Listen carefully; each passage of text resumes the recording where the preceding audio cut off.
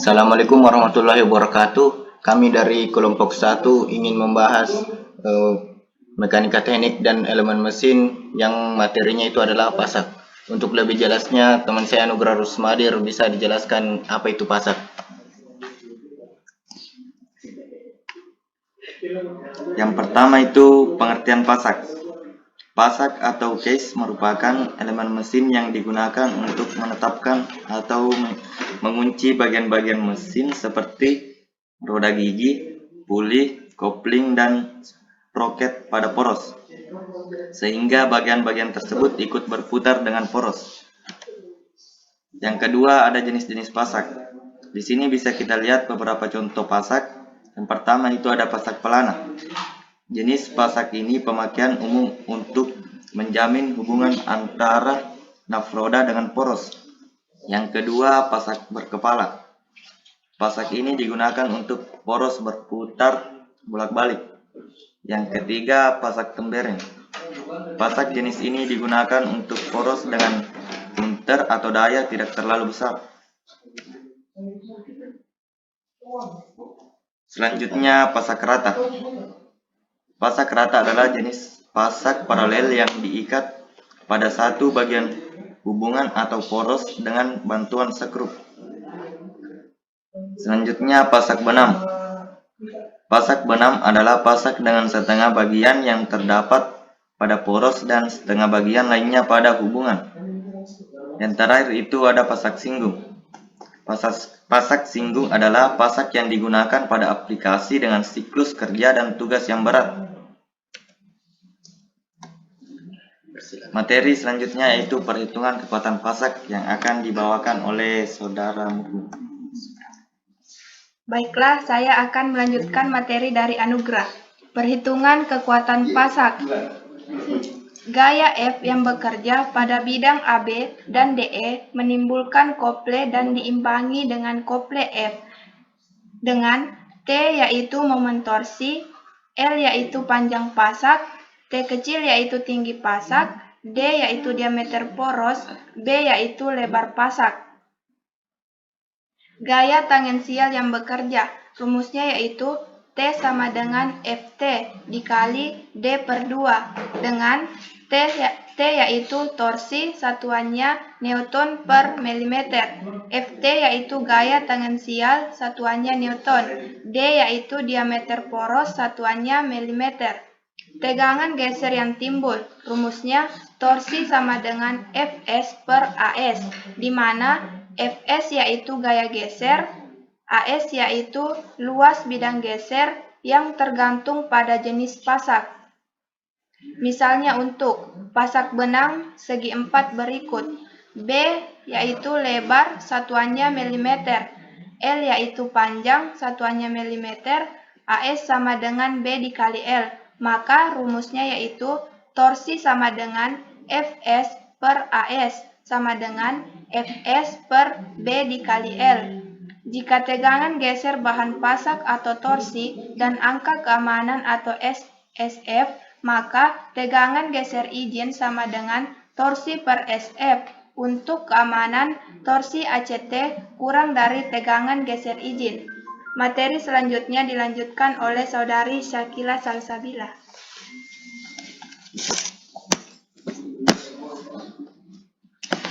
Baiklah, saya akan melanjutkan materi dari saudari Mukmin. Di sini yang saya akan bahas mengenai panjang pasak. Terlihat pada gambar dengan keterangan T tebal sama dengan 2/3 B, B lebar sama dengan D per 4, L panjang dengan satuan milimeter, D diameter poros, T tegangan geser pasak. Gaya tangensial Ft sama dengan gaya geser Fs. Ft sama dengan L dikali B dikali torsi. Torsi yang ditransmisikan oleh poros. T sama dengan Ft dikali D per 2 sama dengan L dikali B dikali torsi dikali D per 2. Adapun gaya tangensial akibat crushing atau terjadi kerusakan, yaitu Ft sama dengan L dikali T per 2 dikali tegangan crushing. Ft dikali D per 2 sama dengan L dikali T per 2 tegangan crossing dikali D per 2. Adapun torsi akibat gaya geser sama dengan torsi akibat crushing. L dikali B dikali torsi dikali D per 2 sama dengan L dikali T per 2 dikali tegangan crossing dikali D per 2 sama dengan B per T sama dengan tegangan crossing dikali 2 per 2 dikali torsi. Adapun torsi versus tegangan geser pada pasak. T sama dengan L dikali B dikali torsi K dikali D per 2 dengan torsi K sama dengan tegangan geser bahan pasak. Torsi versus torsional pada pasak. T sama dengan Pi per 16 dikali torsi D pangkat 3 dengan torsi S sama dengan tegangan geser bahan poros. Maka L dikali B dikali torsi S dikali D per 2 sama dengan Pi per 16 dikali torsi K dikali D per pangkat 3. L sama dengan Pi per 8 dikali torsi K dikali D pangkat 2 per B dikali torsi K sama dengan Pi dikali D per 2 dikali torsi K per torsi K dikali, dan jika B sama dengan D per 4. Panjang pasak L sama dengan 1571 D torsi S per torsi K. Torsi S bahan poros, torsi K bahan pasak. Jika bahan pasak sama bahan poros atau torsi S sama dengan torsi K sama dengan torsi, maka L sama dengan Pi dikali 2 per 8 dikali B sama dengan 1,57 D. Untuk B atau lebar sama dengan D per 4. Jika lebar pasak hasil perhitungan terlalu kecil dan tidak ada di tabel pasak, maka lebar pasak dihitung menggunakan hubungan B sama dengan D per 4 mm dengan D diameter poros dalam milimeter. Tabel pasak standar terlihat pada tabel perhitungan diameter dan lebar pada pasak. Adapun materi selanjutnya akan dilanjutkan oleh Saudara Nurul Syafika Yaakub. Oke, selanjutnya kita masuk ke contoh soal. Contoh soal yang pertama. Pasak persegi panjang dipasang pada poros dengan diameter 50 mm. Tegangan geser yang diizinkan tidak melebihi 4200 Newton per cm pangkat 2 dan crushing stress tidak melebihi 7000 Newton per cm pangkat 2. Carilah panjang pasak yang paling aman. Diketahui dari soal itu diameter sama dengan 50 mm atau sama dengan 5 cm. Kemudian torsinya yaitu 4200 Newton per cm pangkat 2. Kemudian crushing stress-nya itu 7000 Newton per cm pangkat 2. Untuk D sama dengan 50 mm berdasarkan tabel pasak sebelumnya diperoleh bahwa B sama dengan 16 mm atau sama dengan 1,6 cm dan T sama dengan 10 mm atau sama dengan 1 cm.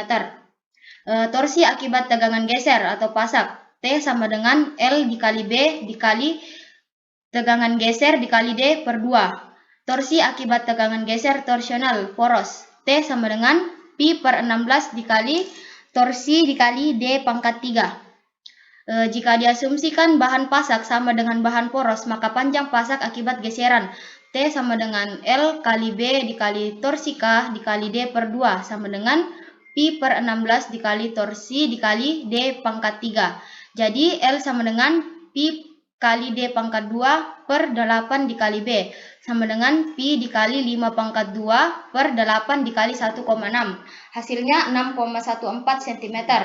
Kemudian panjang pasak akibat crushing stress T sama dengan L dikali T per 2 dikali tegangan izin dikali D per 2 sama dengan Pi per 16 dikali torsi dikali D pangkat 3. L sama dengan Pi dikali torsi dikali D pangkat 2 per 4T dikali tegangan izin sama dengan Pi dikali 4200 dikali 5 pangkat 2 per 4 kali 1 dikali 7000 sama dengan 11,8 cm atau jika kita bulatkan menjadi 12 cm.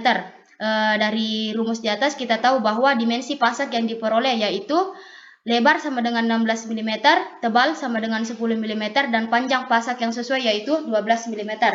Contoh soal selanjutnya akan dibacakan oleh Saudara Laude Novalus.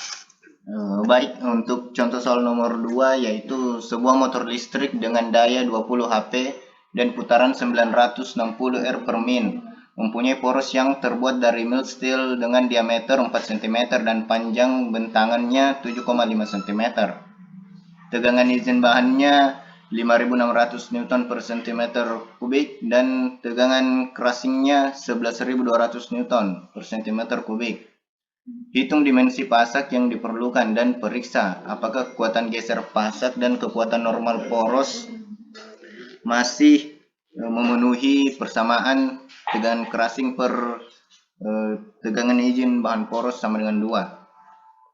Diketahui bahwa P atau daya yaitu 20 HP atau sama dengan 15 kW yaitu 15.000 watt.